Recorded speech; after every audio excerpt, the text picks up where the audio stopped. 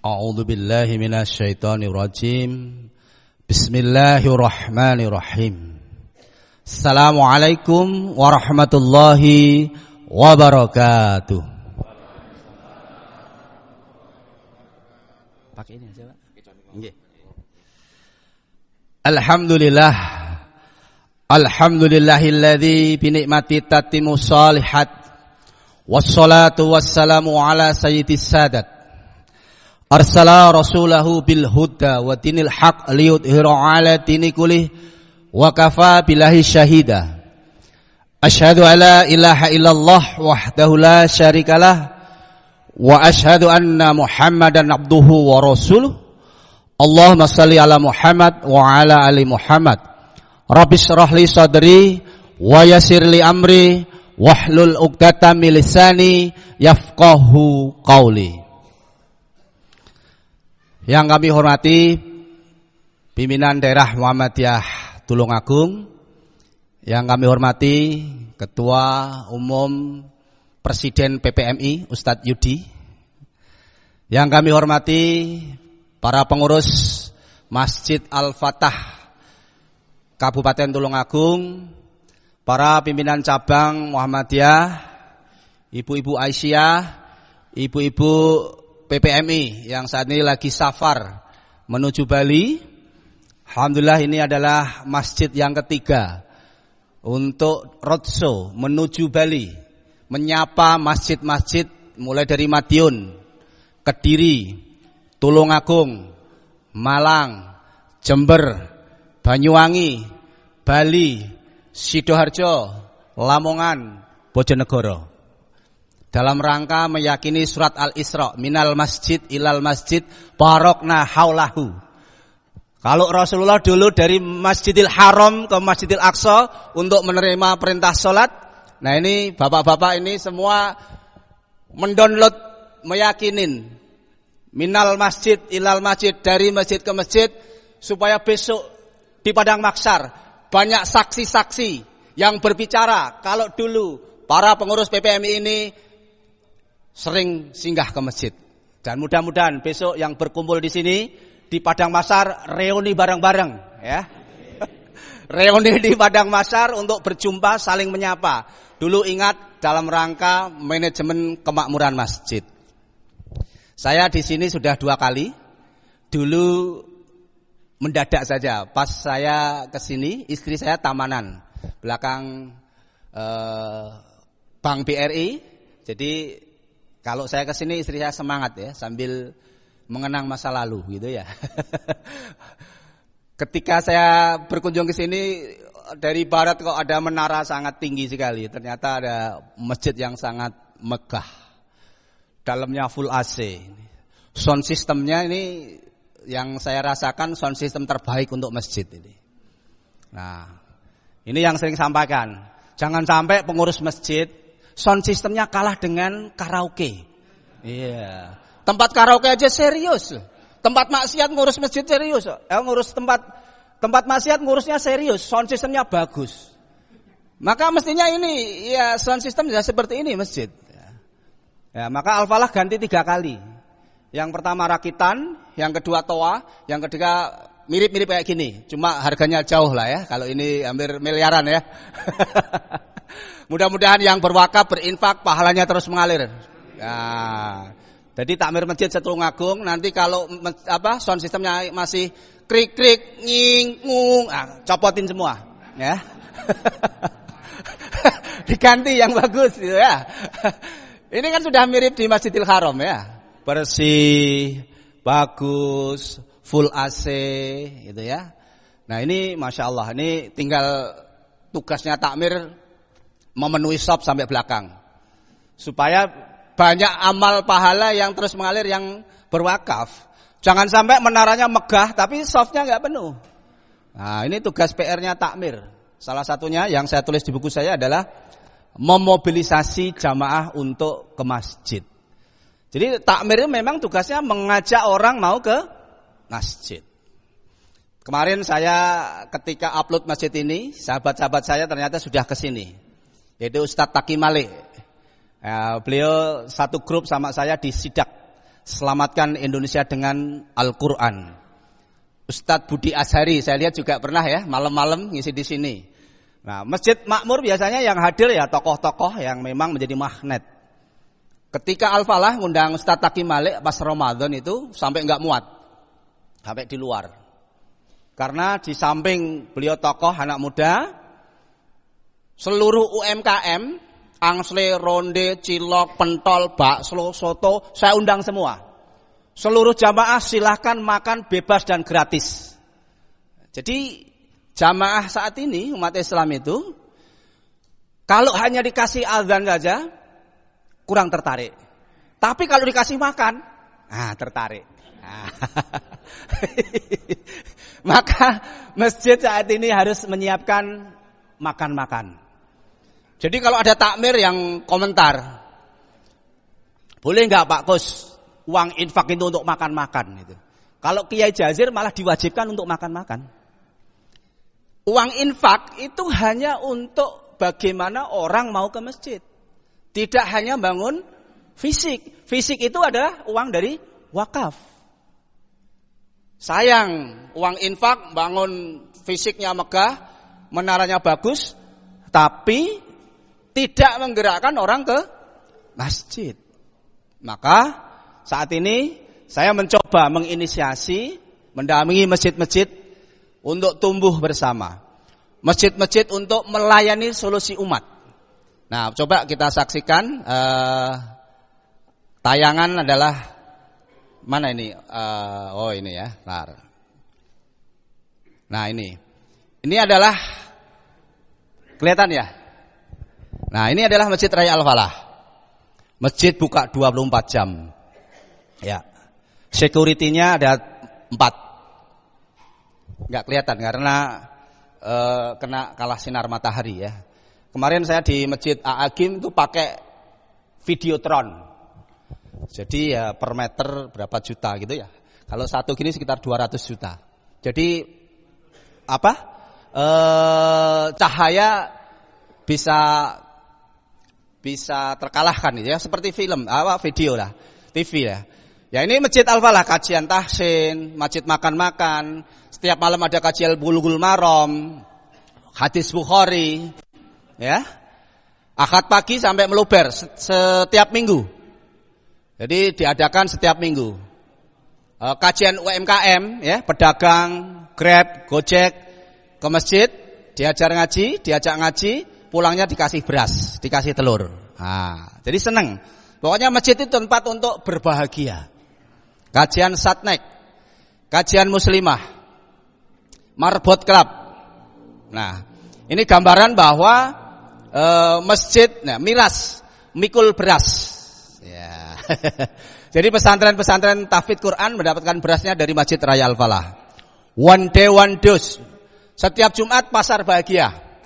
Jadi yang ke masjid dikasih voucher, ya, dikasih belanja sayur gratis, belanja cuma-cuma bayar dengan doa. Ini cukup doa saja. Ini SPD, ini Ustadz Lutfan. Nah ini wakaf tanah. Sekarang Al-Falah mendapatkan wakaf tanah produktif, panennya untuk masjid, tapi tanahnya tidak diserahkan. Jadi namanya wakaf produktif. Anak-anak muda, ya takmirnya rata-rata di bawah 25 tahun. Yang sepuh, yang senior sebagai pengamat masjid. Jadi rata-rata yang jalankan full anak muda. Nah, ini adalah gambaran bagaimana Masjid Raya Al-Falah tumbuh berkembang untuk melayani jamaah. Berawal ketika saya studi banding ke Masjid Jogokaryan tahun 2016. Jadi yang saya tiru adalah awalnya Masjid Jogokaryan. Di sana ketemu langsung sama Kiai Jazir bulan April menjelang Ramadan. Hal yang pertama kali adalah di sana saldonya 0. Ya. Ketika saya pulang, karena studi bandingnya saldonya 0, saya sampaikan kepada seluruh takmir, saya dapat amanah dari takmir yang lama itu 270 juta. Karena 0 maka pulang segera saya habiskan. Nggak nyampe 3 bulan kasnya 0. Dan sekarang minus. Ya, jadi sudah melampaui Joko Karyan. Kalau Joko Karyan 0, Al-Falah minus. Hal yang pertama kali dilakukan waktu itu terjadi polemik antar takmir adalah ketika rekrut imam. Dibutuhkan imam Masjid Raya Al-Falah dengan gaji 3.500.000, minimal hafal 15 juz. Tahun 2010. Bapak-bapak pada protes. Ngurusi masjid kok digaji? Ini enggak ada ceritanya kayak begitu. Kamu jangan mentang-mentang punya perusahaan, manajemen perusahaan kamu terapkan di masjid. Ini bukan perusahaan, ini masjid. Itu, teman-teman yang lain. Akhirnya perjalanan waktu sempat saya mau mundur dari DKM. Kenapa? Karena teman-teman banyak yang menghalangi untuk tumbuh dan maju. Akhirnya Pak Dodok mendukung saya. Kamu jalan saja. Kamu ketua takmir. Yang lain ini adalah anggota takmir. Kalau menurut kamu, keyakinan kamu adalah masjid ini dengan maju dengan semacam itu, lanjutkan saja. Masjid harus ada yang mengasuh. Masjid harus ada yang membina. Ngurusi umat gak bisa, waktu sisa. Ngurus umat gak bisa, tenaga sisa. Maka apa yang menjadi ide kamu, jalankan dan lanjutkan. Langsung setelah itu, saya sudah gak peduli lagi sama orang yang protes sama saya. Yang gak setuju dengan apa yang saya pelajari dari masjid-masjid yang makmur. Masjidnya Ustadz Arifin Ilham, almarhum itu imamnya dari luar negeri. 2 orang. Muadzinnya gajinya 3,5 juta. Tapi masjid-masjid yang lain itu muadzinnya gajinya 150, 200 ya enggak akan maju. Ya, azannya kalau eling, azannya kalau waktunya itu cukup itu. Nah, maka dari itu, wah, ini bos ini ya. Mudah-mudahan sehat selalu Pak Trimo ya. Masyaallah. Ya. Akhirnya apa? Saya rombak. Saya rekrut imam dengan gaji 3,5 juta tahun 2016. UMR Sragen waktu itu baru sekitar 1.200.000. Jadi kalau pengen makmur, sepulang dari sini, masjid kecamatan dibutuhkan imam dengan gaji UMR Tulungagung berapa? Nah, 2 juta, gaji 4 juta gitu aja. Coba imam masjid. Pasti saya percaya pasti banyak peminat. Sekarang sudah dilakukan di Masjid Mudhar Alipin kalau mau studi banding di Gresik. Saya, Pak Kiai Jazir, Mas Agung merancang di sana, merancang tata kelolanya. Itu imamnya diumumkan, dibutuhkan imam hafidz Quran dengan gaji 10 juta, Innovaribon terbaru dan rumah 1 yang daftar 1.000 orang lebih. Dari Malaysia, dari Brunei, dari Kalimantan. Ternyata banyak para imam itu butuh pekerjaan. Jumlah masjid di Indonesia ada 1 juta. Kalau masjid membuka lapangan kerja, 1 imam 1 masjid, berarti butuh 1 juta penghafal Al-Quran. Baru imam. Al-Falah itu pegawainya ada 20 orang. Semua full digaji. Seperti ngelola perusahaan. Seperti Pak Trimo bagaimana mengelola perusahaan. Pegawai masjid ini adalah pegawainya Allah. Jadi bersyukur, berbangga yang saat ini marbot masjid, bangun masjid, berkhidmat masjid. Ini adalah pegawainya Allah. Jadi enggak gemen-gemen. Tapi kebanyakan orang jadi marbot itu adalah disepelekan, dianggap rendah. Gitu. Coba jenengan punya menantu, pekerjaannya apa? Marbot masjid, mesti mikir tuh. Tapi ketika ditanya apa pekerjaannya? Dokter, pengusaha, langsung centang gitu. Marbot sing ngepel iku. Padahal kemuliaan orang ngurusi masjid ketika Rasulullah mendengar kabar seorang ibu tua, ya, ibu tua kulit hitam nyapu di masjid. Suatu ketika ibu tersebut meninggal dunia malam hari. Rasulullah nggak dikabarin. Khawatir kalau dikabarin nanti mengganggu istirahatnya. Ketika paginya Rasulullah tanya, ibu tua itu di mana? Sudah meninggal ya Rasulullah. Kok nggak ngasih kabar aku? Sekarang sudah dimakamkan ya Rasulullah. Makamnya di mana? Ditunjukkan makamnya dan Rasulullah sholat di tempat makam itu.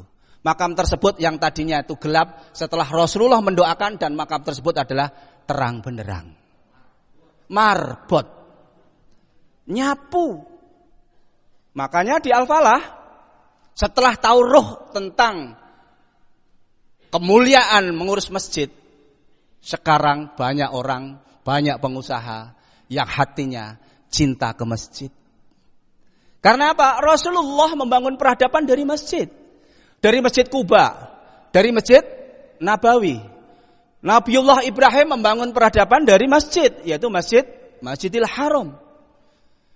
Nabi Daud membangun peradabannya dari masjid, yaitu Masjid Al-Aqsa. 1400 tahun yang lalu Rasulullah Masjid Nabawi, sekarang orang berbondong-bondong ke Masjid Nabawi. Berkunjung, berziarah ke sana. Bahkan laporan terkini, kalau umroh ke sana PCR-nya 6 kali. Nah, kemarin ketemu Pak Mustafa dari Malang, Pak kalau umroh sekarang PCR-nya 6 kali. Baru turun PCR, karantina 3 hari di Madinah, mau melanjutkan bisa ke Masjid Nabawi, PCR lagi. Mau pulang, PCR lagi. Setelah sampai Bandara Jakarta, PCR, di karantina lagi. Setelah karantina selesai, pulang, PCR lagi. Itu saja orang berebut untuk berkunjung ke masjid. Zaman Mataram, alun-alun pasti di tengah-tengahnya ada masjid. Tulungagung, alun-alun Tulungagung, baratnya ada masjid. Kediri, alun-alun, baratnya ada masjid.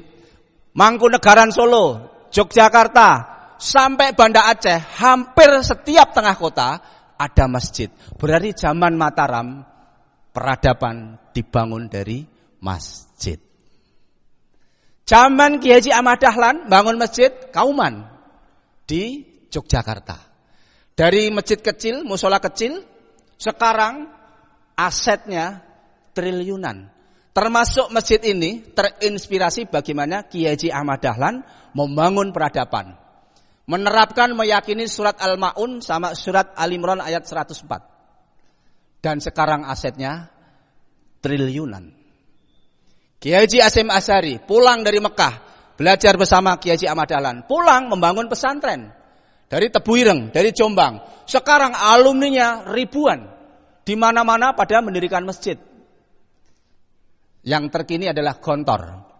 Tahun 1925. Gontor bangun masjid, alumninya ribuan. Sekarang di Banten saja ada 1000 pesantren alumni Gontor. Bahkan di Batang ada yang terkenal, Mas Anang, ya, Tazaka.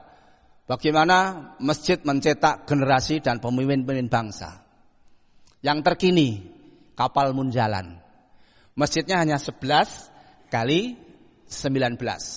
Jamaahnya hanya 40. Infaknya per bulan 10 miliar. Di Pontianak, masjid berdiri 90%, 95% non-muslim. Saya bulan Oktober tanggal 4 sampai tanggal 6 saya berkunjung ke sana menyaksikan langsung. Bagaimana masjid kecil bisa memberikan dampak sosial kepada seluruh Indonesia. Setiap bulan Masjid Kapal Munjalan berbagi beras 1050 ton. Di 92 kabupaten, 500.000 santri, 5.000 pesantren. Dan sekarang ditiru Masjid Ismuhu Yahya. Dari Pontianak 15 menit masuk ke pedalaman. Namanya Masjid Ismuhu Yahya. Karena yang wakaf adalah Pak Yahya. Sekarang infaknya 6 miliar per bulan. Ditiru sama Yogyakarta, Masjid Muslim United. Waktu saya kesini belum lahir. Belajar ke Al-Falah baru setahun ini. Karyawannya sekarang marbotnya 50 orang. Untuk gaji pegawai masjid 1 bulan 100 juta. Infak terkiri adalah 1,2 miliar per bulan. Artinya sehari infaknya 40 juta. Nah, bapak-bapak sekarang masjidnya mau seperti apa? Mau seperti Kapal Munjalan, seperti Al-Fatah, seperti Ismu Yahya, seperti MU, seperti Al-Falah. Dikembalikan kepada pemikirannya masing-masing. Bisa. Ini tadi Pak Trimo diskusi sama saya. Ini bukan saya yang membangun, ini masjid milik umat. Ini sudah level kepemimpinan namanya alam malakut. Alam malakut itu level paling tertinggi. Sudah enggak mikirin dunia, tapi dunia datang dengan hina. Tapi ketika orang ngejar-ngejar duit, justru duit malah lari, enggak dapat apa-apa. Maka salah satu untuk meraih kemuliaan dan kemenangan adalah ketaatan. Maka dari itu saya mencoba keliling. Kemarin saya naik motor. Kalau pas pandemi pertama saya naik motornya ke Bali. 5 hari saya. Ber-14. Habis itu saya keliling ke Palembang. Naik motor juga. Dari masjid ke masjid, dari pondok ke pondok. Alhamdulillah sekarang banyak masjid yang terinspirasi. Kemarin Jumat yang lalu saya ke Bandung. Sampai ke Bogor, sampai ke Parung, ke Depok. Keliling dari masjid ke masjid. Dan pulang hari malam Jumat. Nah, diajak Pak Yudi untuk menemanin. Paginya langsung berangkat, siangnya langsung berangkat ke Madiun, ke mana tadi? Kediri, saat ini ke Tulungagung. Dalam rangka apa? Saya meyakinin rojulun qalbuhu muta'alaqatun bil masjid. Besok di hari kiamat 7 golongan akan mendapatkan perlindungan dari Allah. Salah satunya adalah orang yang hatinya terpaut di masjid. Antara kepala sama matahari jaraknya hanya 1 mil. Tapi orang yang hatinya terpaut ke masjid sama Allah akan dikasih payung, akan dikasih perlindungan. Saya mengimani hadis ini, maka waktu saya mulai dari subuh sampai jam 9, jam 10 malam ngurusin masjid. Bisnis yang saya bangun saat ini sudah saya cuekin, enggak saya perhatikan. Ya ini mungkin masanya ya, jangan terus nanti ditinggalkan pekerjaannya ngurusin masjid semua, nanti istrinya marah ya. Artinya itu ada masanya ya, ada waktunya. Yang pengusaha ya fokus saja pengusaha, tapi hartanya untuk ngurusin masjid. Salah satu contoh adalah Aulia Fashion. Usaha di Surabaya, bikin baju, ketemu sama saya, punya masalah hutang 800 juta, rumahnya dijaminkan, hampir 4 miliar, 4 tahun yang lalu konsultasi, bermasalah hidupnya, bermasalah bisnisnya. Ketemu sama saya, salah satunya adalah ngurus masjid, bayar imam masjid, beliin karpet masjid, bayar listrik masjid. Masya Allah. Sama Allah diperjalankan. Kalau sini ada pengusaha silahkan datang ke Surabaya. Pabriknya dekat Juanda. Sekarang pabriknya 3 titik. Dan rata-rata 1 bulan sekarang infaknya di atas 100 juta. Setelah ngurus masjid, hidupnya diberkahi. Ini Pak Seno. Yang terbaru Mas Dimas, DJ Sport. Itu baru setahun ini belum ada juga. Bisnisnya adalah bikin jersey. Ya, nanti mungkin PPMI Solo bisa menggandeng Mas DJ Sport, Mas Dimas. Ya, Pak Huda disamperin, punya pabrik. Pak Gus, bisnis saya lagi turun. Mohon arahan dan bimbingannya. Justru turun, malah tak suruh banyakin sedekah. Saya ajak ke Riza Zakaris, Pak Riza, Samil Quran. Saya ajak ke Abu Sauki, pendiri rumah zakat.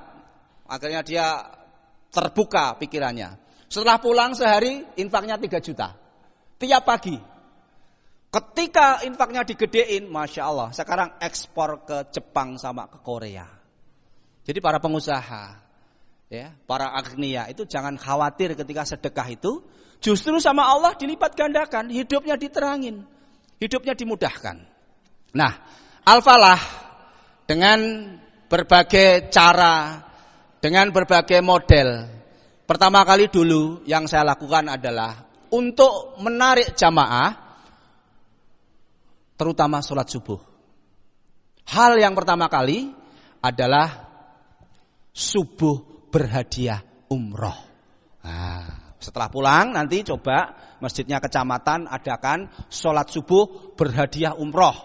Nah, tapi jangan sehari, absen selama sebulan atau 3 bulan. Yang subuh setiap hari nanti selama 3 bulan nggak putus, nanti dapat voucher hadiah umroh. Di Al-Falah saya lakukan pertama kali tahun 2016. Subuhnya biasanya hanya 3 soft.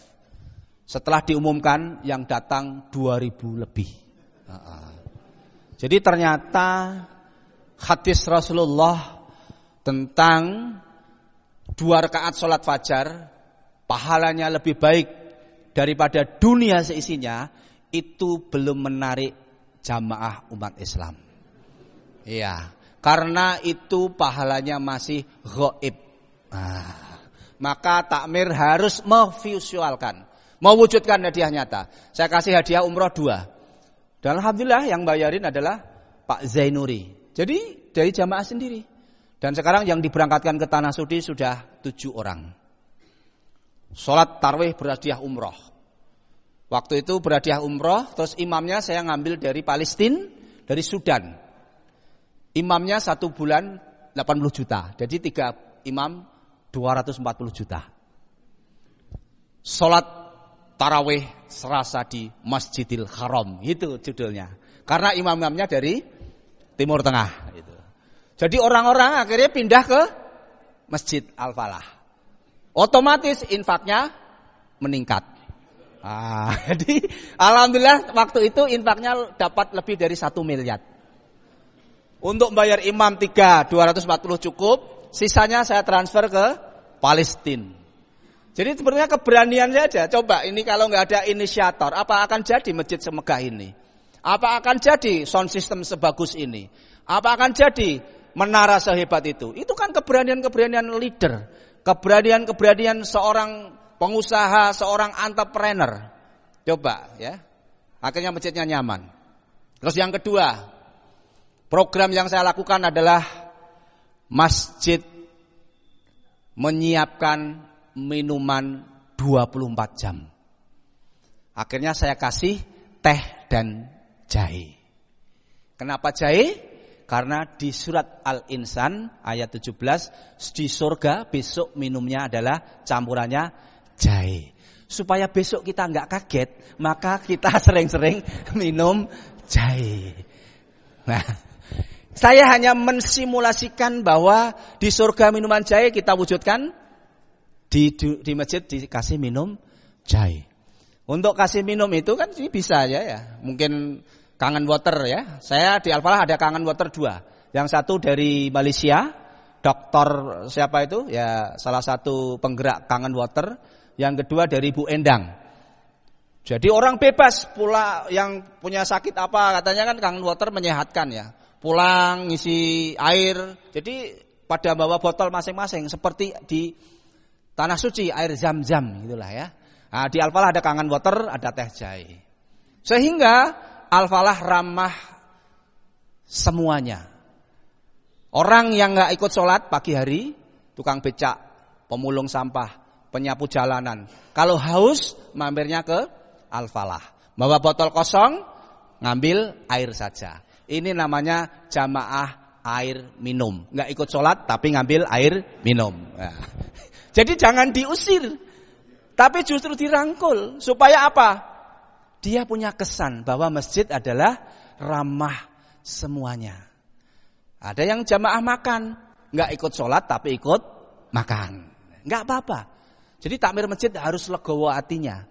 Saya dulu juga sama, ini nggak pernah sholat, setiap hari ngambil air, boros-borosin saja, gitu dulu.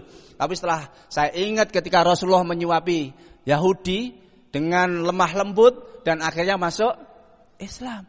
Siapa tahu dengan ngambil air akhirnya tersentuh hatinya, masuk ke masjid ikut sholat. Nah, makanya takmir masjid harus dermawan, jangan pelit.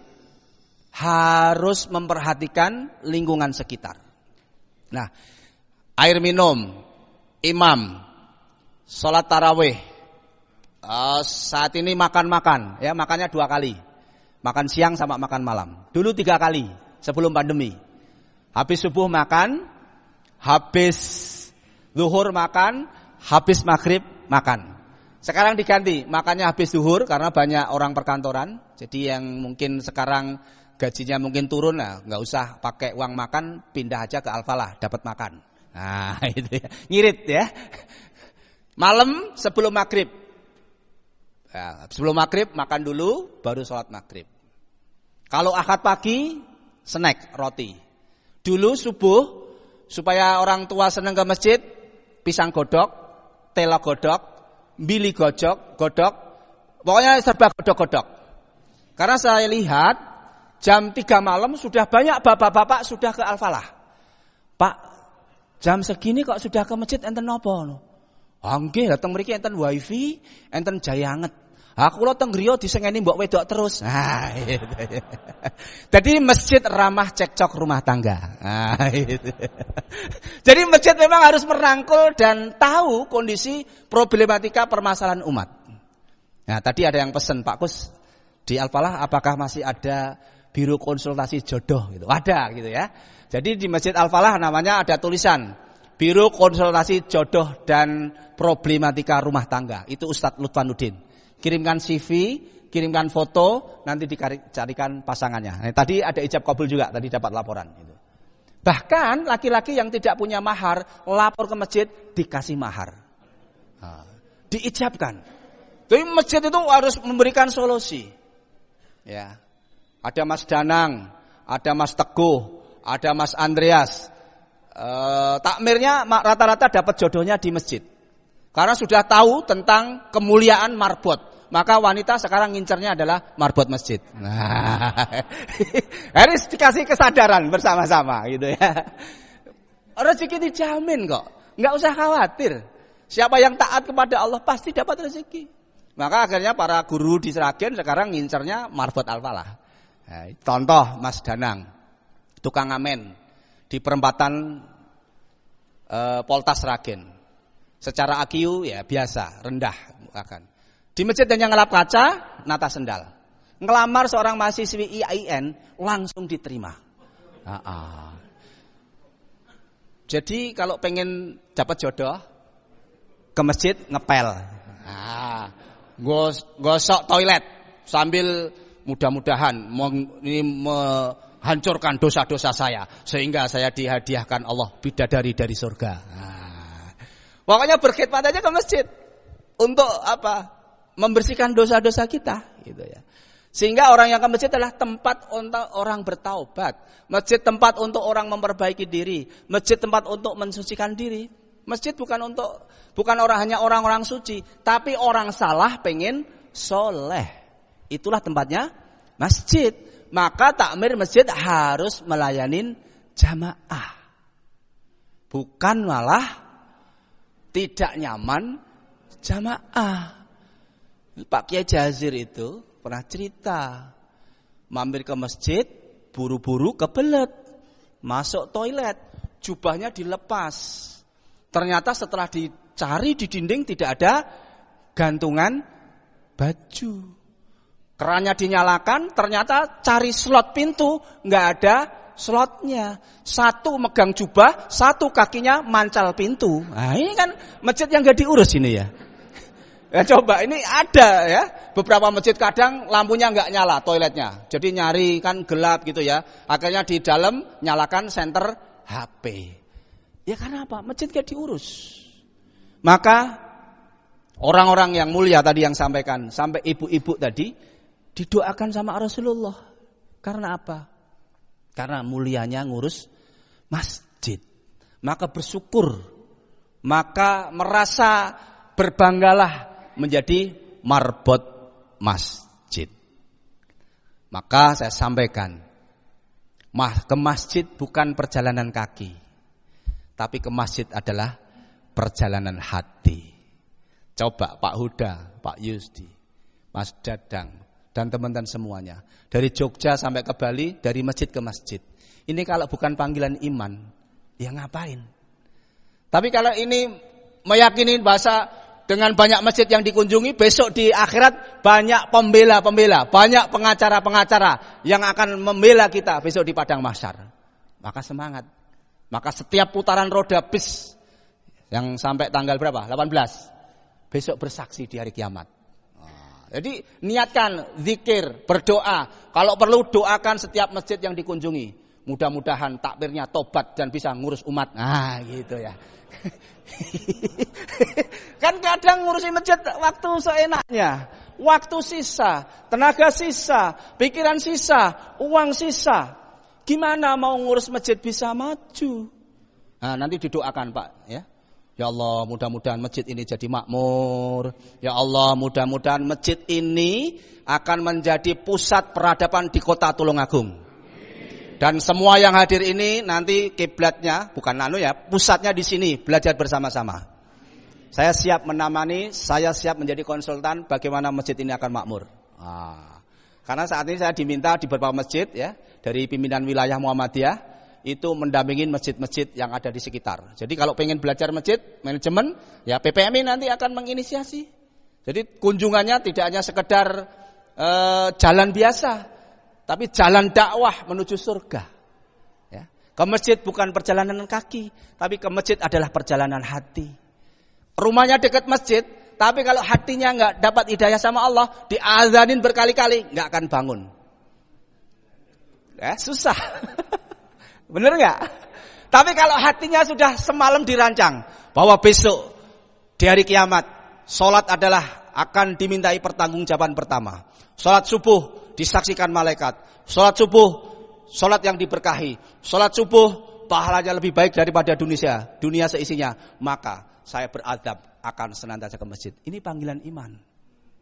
Orang lain sibuk tapi jenengan hari ini berkumpul di sini dalam rangka memikirkan umat. Tidak berpikir untuk diri sendiri.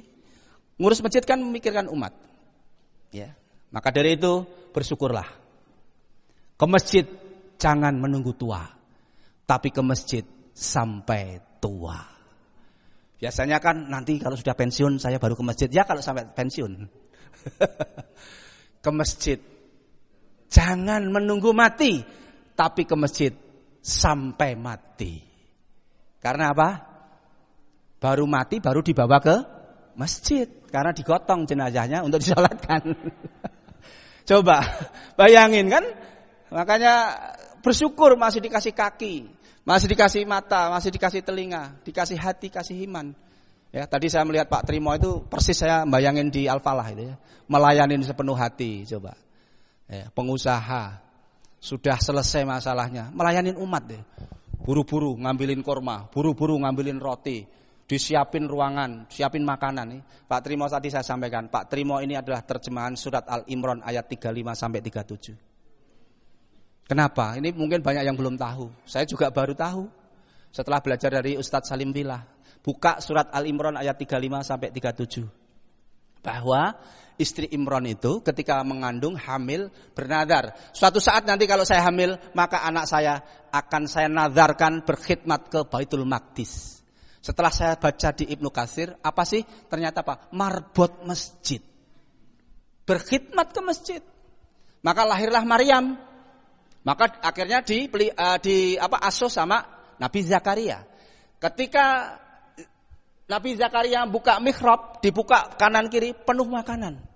Ditanya sama Zakaria, "Ini makanan dari mana? Buah-buahan dari mana?" Dijawab sama Maryam, "Makanan ini dikirim dari langit." Jadi marbot masjid itu rezekinya langsung dari langit. Saya merasakan sendiri. Setelah setahun ini nggak ngurusin bisnis, tapi ketenangan, kebahagiaan, keberkahan, istiqomah kebaikan, ya mudah-mudahan, dan istiqomah sampai jannah. Ini hadiah orang-orang yang berkhidmat ke masjid dan orang yang istiqomah di jalan dakwah. Banyak orang hartanya banyak, mobilnya melimpah, tanahnya di mana-mana, tapi hati nggak tenang. Untuk apa? Hati nggak tenang, hidup nggak bahagia, resah. Maka dari itu rasakan. Saya butuh waktu 5 tahun untuk merasakan ketenangan hidup. Ya dulu sudah, tapi saat ini lebih nyaman, lebih menikmatin gitu ya. Lebih apa ya? Ya kemana-mana nggak khawatir. Ya. Kemarin saya ber-19. Karena mampirnya masjid, ya semua yang ngurusi masjid, makannya, tidurnya di masjid. Kemarin saya nginep di Al-Murabi Bandung, yang dulu mencetak Ustadz Hanan Ataki. Apa itu? Yang dari ITB itu? Muzamil. Nah, dulu cetak di situ. Saya kemarin tidur di sana. Jadi ternyata orang-orang yang berkhidmat ke masjid, masya Allah, dikasih hati tenang, hidup bahagia, rezeki berkah, istiqomah sampai jannah. Mudah-mudahan bapak-bapak yang hadir di sini setulungagung takmir masjid, ya saya yakin ini para pejuang dakwah semua, ya saya yakin ya, tinggal mulai sedikit aja dan dikasih anak muda, ruang anak muda. Di Al-Falah rata-rata anak muda. Resep anak muda dikasih 4 hal. 1, sering diajak makan atau dikasih makan. Ini saya tulis di sini. Anak muda sering kasih makan. Cah nom ki doyan sego, ora doyan swara. Yang penting maem, jangan banyak nasihat. Yang kedua anak muda adalah harus ada paket data, yaitu wifi, karena senengannya pegang handphone. Yang ketiga sering diajak jalan. Tadi Pak Tri juga bilang, anak muda sering diajak renang, diajak camp ke gunung, diajak touring, pokoknya diajak jalan, pasti seneng anak muda. Kemarin saya ke Bogor juga ngajak 4 anak muda ke Bogor, siapkan hotelnya, siapkan transportasinya. Yang keempat, anak muda sering dikasih duit, insya Allah seneng. Ya, ini nyata. Maka di Al-Falah ada 7 anak muda yang tidur di masjid terus. Ada Mas Alan, ada Mas Yudi, ada Mas Rizal, ada Mas Lutfi, ada Mas Ical, ada Mas Imam. Ini anak-anak muda yang setiap hari tidur di masjid. Dan ini yang mengoperasionalkan Masjid Raya Al-Falah. Jadi seperti anak-anak muda di media ini. Ini takmir-takmir masjid yang memang berkhidmat full 24 jam di Masjid Raya Al-Falah. Maka dari masjid inilah kita bangkit. Dari masjid inilah menjadi titik nol pusat peradaban. Ya, mudah-mudahan ini adalah awal pertemuan. Dan nanti di akhir bulan Maret, insya Allah PPMI juga akan mengadakan lagi workshop tentang kemakmuran masjid. Nanti silakan bersinergi sama PPMI, ya, Perkumpulan Pengusaha Muslim Indonesia, yang saat ini sudah bertobat juga kembali ke masjid, gitu ya. Karena masjid itu pusat peradaban. Jadi peradaban ada 4. Pertama, Baitullah. Masjid, rumah Allah. Yang kedua, Baitul Quran, baca Quran. Maka di Al-Falah sehari baca Qurannya 1 juz. Kalau belum bisa habis subuh 1 lembar, bertahap 2 lembar. Kalau di Al-Falah sekarang habis subuh 4 lembar. Quran sebagai hudan, Quran sebagai cahaya, nur, Quran sebagai petunjuk, Quran sebagai rahmat. Betul-betul dibaca, betul-betul diajak komunikasi. Komunikasi kepada Allah. Yang keempat adalah Baitul Mal. Wakaf, infak, zakat, sedekah dihidupkan. Nah, suatu saat kalau bisa dari lajismu kumpulin pengusaha setulungagung. Nanti saya hadir lagi. Saya ru'yah. Ya, para pengusaha supaya apa? Berkhidmat ke masjid. Karena mayoritas Al-Falah sama di sini itu cukup 5 pengusaha selesai masjid itu. Ya, contoh. Salah pengusaha saya pas kumpulkan saya tanya, "Mas, nanti imam ya?" "Oh, enggak bisa saya. Oh, bacaan tahsinnya saya enggak benar. Tapi kamu mau enggak pahala menjadi imam?" "Oh, mau." "Gimana?" "Gaji imam, nanti pahala mau dapat seperti imam." Itu. Ini caranya meru'yah takmir. Pengusaha ruwet, pengusaha pusing sama hutangnya. Pelan-pelan. Mau enggak hidup kamu diterangi, bisnis kamu terangi? Mau. Apa? Bayar rekening listrik masjid. Insya Allah bisnismu diterangi Allah. Terangi rumah Allah, hidup kamu terangi Allah. Pengusaha akhirnya banyak yang rebutan bayar rekening listrik. Jadi memang harus kasih pemahaman. Kan kalau sudah orang ruwet itu mentok, bingung, maka sedikit pencerahan ngikut. Ya. Pak Zainuri itu utangnya 8 miliar. Selesai ke masjid, sujud ke masjid, minta doa ke Allah. 8 miliar. Masya Allah, 5 tahun selesai. Saya bimbing, saya arahkan bersama Ustadz Lutfan. Properti usahanya. Pak Sailan pupuk 5 miliar. Alhamdulillah tinggal 270 juta. Kemarin ada lagi pengusaha kolam renang, orang Gondang, konsultasi sama saya. Saya kasih 5 resep. Cek dulu, kamu bermasalah dengan orang tua enggak?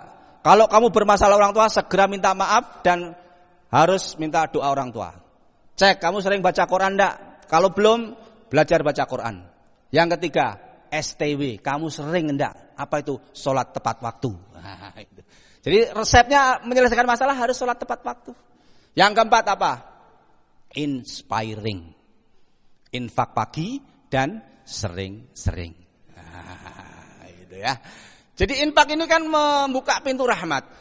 Subuh disaksikan 2 malaikat. Yang satu malaikat mendoakan, ya Allah berkahi, limpahkan orang yang berinfak. Yang satu hancurkan, musnahkan orang yang bakhil. Nah, kamu camkan hadis ini dan kamu laksanakan. Siapa?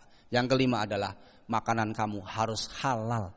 Jangan sampai kamu makan haram sehingga menghambat doa-doa kamu, terhijab, tidak bisa tembus ke Allah. 5 hal ini camkan, kalau sudah dilakukan nanti ketemu sama saya lagi. Sekarang lagi proses meruqyah diri untuk memperbaiki diri. Ya. Baik, itu dulu Bapak Ibu semuanya, mungkin diskusi kalau ada tanya jawab. Ini adalah dulu sudah saya tinggalin ya buku di sini di waktu subuh itu, juga sharing waktu itu. Mudah-mudahan setelah pulang dari sini jadikan masjid menjadi prioritas agar kita juga menjadi hamba prioritas. Dan mudah-mudahan besok kita berkumpul di surganya Allah bersama-sama. Matur suwun. Assalamualaikum warahmatullahi wabarakatuh.